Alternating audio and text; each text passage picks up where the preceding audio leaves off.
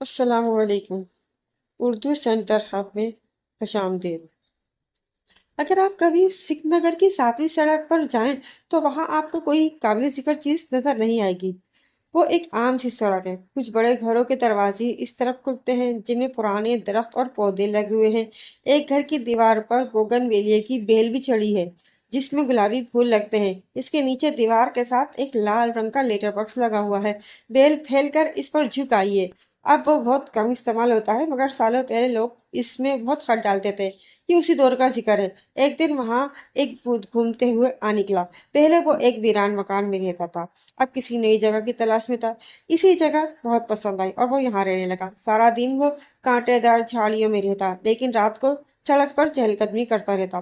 وہ دن کا زیادہ تر وقت سو کے گزارتا تھا مگر جب جاگ رہا ہوتا تو سڑک سے گزرنے والوں کو دیکھتا رہتا۔ لوگ وہاں آتے اور خط ڈال کر چلے جاتے، کبھی پھیری والی آوازیں لگاتے ہوئے گزرتے اور کبھی گاڑیاں آتی جاتی رہتی۔ کچھ دن ایسے ہی گزر گئے کہ بھوت بور ہونے لگا۔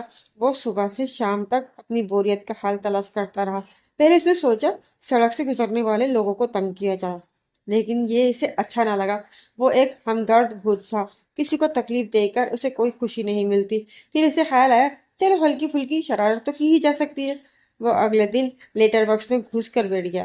اب جو ہی کوئی خط ڈالتا وہ اس کے ہاتھ کو چھوتا، لوگ حیران ہو کر پیچھے ہٹ جاتے، پھر وہ ڈرتے ڈرتے اندر جھانکتے، کبھی وہ خط کو واپسی باہر پھینک دیتا، لوگ گھبرا کر اسے اٹھا لیتے اور لیٹر باکس میں واپس ڈال دیتے۔ وہ سمجھتے کہ یہ کیا ہو رہا ہے۔ کچھ دن تو یہ سب چلتا رہا، پھر بھوت کا دل اس سے بھی بھر گیا اور وہ کوئی نیا کام کرنے کا سوچنے لگا۔ اچانک اسے خیال آیا کیوں نہ خط پڑھے جائیں۔ اب جو ہی کوئی خط لیٹر باکس میں ڈالتا وہ اسے نکال کر پڑھنا شروع کر دیتا۔ خط پڑھ کر اسے بہت لطف آتا، حالانکہ اس میں انسانوں کی عام سی باتیں ہوتی تھی۔ کسی میں خیریت پوچھنے کی اطلاع ہوتی تھی تو کسی میں شادی بیاہ کا ذکر ہوتا۔ ایک دن بھوت نے ایک خط پڑھا جو کسی عورت نے اپنے بھائی کو لکھا تھا۔ پیارے حامد بھائی، امید ہے آپ خیریت سے ہوں گے، یہاں بھی سب خیریت سے۔ بس مجھے اب ان روپوں کی ضرورت پڑ گئی ہے جو آپ نے 1 مہینے کے وعدے پر 6 مہینے پہلے ادھار لیے تھے۔ مجھے وہ 40,000 روپے فوراً بھیج دیں تاکہ میں اپنا رکا ہوا کام مکمل کر سکوں۔ آپ کی بہن زرینہ۔ خط پڑھ کر بھوت کے چہرے پر مسکراہٹ آ گئی۔ وہ بڑبڑایا ادھار دے کے واپسی کی امید رکھنا بے وقوفی ہے۔ پھر وہ دوسرے خط پڑھنے لگا۔ دن اسی طرح گزر رہے تھے۔ کچھ دن بعد بھوت کو پھر زرینہ کا خط نظر آیا۔ اس نے خط کھول کر پڑھا۔ لکھا تھا بھائی آپ نے خط کا جواب نہیں دیا، نہ پیسے بھیجے، مجھے بہت ضروری چاہیے، فوراً بھیجیں۔ بھوت نے کہا لگایا اور بولا لو اب بھائی صاحب خط کا جواب بھی نہیں دے رہے۔ کسی نے سچ کہا ہے کہ ادھار تعلق کو کاٹ دیتا ہے۔ اب وہ انتظار میں رہتا کہ زرینہ کا خط آئے۔ آخر 15 دن بعد خط آ ہی گیا۔ لکھا تھا بھائی آپ کیوں مجھے پریشان کر رہے ہیں، پیسے کیوں نہیں دیتے، میرے شوہر مجھ پر ناراض ہو رہے ہیں۔ بھوت تنزن مسکرایا اور بولا لو جی یہ پیسے ڈوب گئے اور رشتے میں بھی دراڑ آ گئی۔ پھر اسے خیال آیا ذرا دیکھوں تو کہ بھائی کیوں رقم نہیں بھیج رہے۔ اس نے لفافے پر لکھے پتے پر نظر دوڑائی، وہ قریبی شہر کا تھا۔ اگلے دن بھوت نے اڑان بھری اور وہاں جا پہنچا۔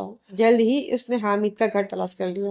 وہ انسانوں کی نظروں سے غائب تھے اس لیے آسانی سے گھر میں داخل ہو گیا۔ وہاں اسے ایک ادھیڑ عمر عورت اپنا کام کرتی نظر آئی۔ مرد کام پر گیا ہوتا اور بچے اسکول۔ بھوت باہر آیا اور گلی کا جائزہ لینے لگا۔ گھر کے سامنے بادام کا ایک گھنا درخت لگا تھا۔ اسے بادام بہت پسند تھے۔ وہ درخت پر چڑھا اور بادام توڑ کر کھانے لگا۔ اسے وہ جگہ اچھی لگی اور سارا دن وہ درخت پر ہی بیٹھا رہا۔ رات ہوئی تو ایک آدمی موٹر سائیکل پر نظر آیا۔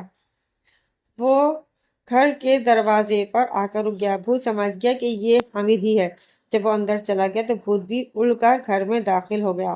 اس نے دیکھا حامد منہ ہاتھ دھو رہا ہے، عورت کھانے کی تیاری کر رہی ہے اور بچے مزے سے کھیل رہے ہیں۔ کچھ دیر بعد سب کھانے کے لیے بیٹھ گئے۔ بیوی بولی تمہاری بہن کا خط آیا ہے، وہ پیسوں کا تقاضا کر رہی ہے۔ یہ سن کر حامد نے منہ بنایا اور بولا آج کل بہت مندہ ہے، میں خود پریشان ہوں۔ بس خاموش رہو، خود تنگ آ کر خط لکھنا بند کر دے گی، بیوی نے فوراً کہا۔ حامد نے سر ہلایا۔ کھانے سے فارغ ہو کر اس نے جیب سے 300 روپے نکال کر بڑے بیٹے کو دیے کہ بازار سے جا کر آئس کریم لے آئے۔ سب نے مزے سے آئس کریم کھائی۔ بھوت نے سر ہلاتے ہوئے کہا ان کا रहन सहन से तो लगता है कि वो अच्छा खा कमा रहे हैं। भूत वहां से निकला और दरख्त पर जा बैठा। दूसरे दिन जब हामिद दुकान जाने के लिए घर से निकला तो भूत तैयार था।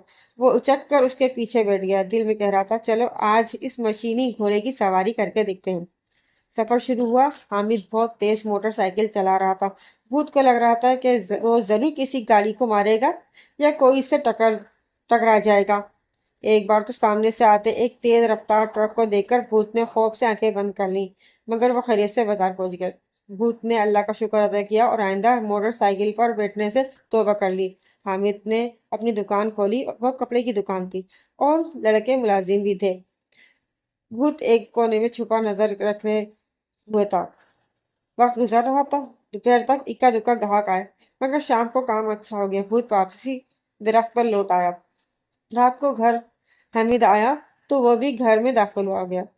खाने के बाद सब बैठे बातें कर रहे थे। हामिद की बीवी ने कहा, अगले महीने मेरी कजन की शादी है, मुझे कुछ ज्वेलरी और मेकअप का सामान खरीदना है, मुझे पैसे चाहिए। हामिद ने फौरन 4,000 रुपये निकाल कर दे दिए। आज कैसा काम रहा?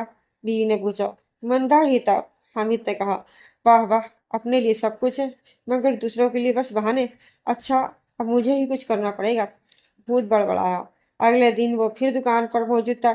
जो ही कोई ग्राहक दुकान पर आकर कपड़ा देखता, भूत हल्के से कह कहा लगाता जो सिर्फ ग्राहक को सुनाई देता।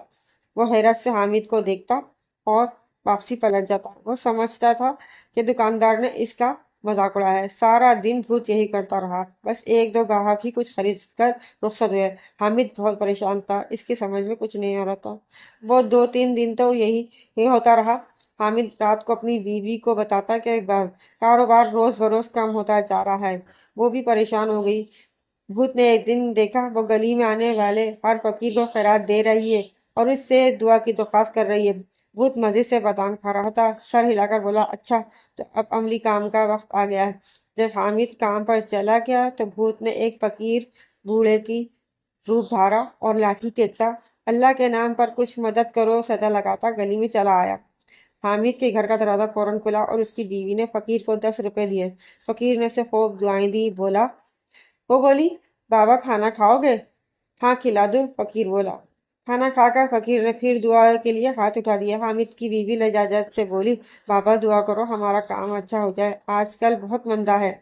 फकीर ने बहुत दुआएं दी, फिर बोला, बेटी दुआ के साथ साथ दवा भी करनी पड़ती है। अक्सर रुकावट तब होती है जब हम किसी का कुछ रोक लेते हैं। जरा सोचो, कहीं आपने किसी का हक तो नहीं दबा लिया?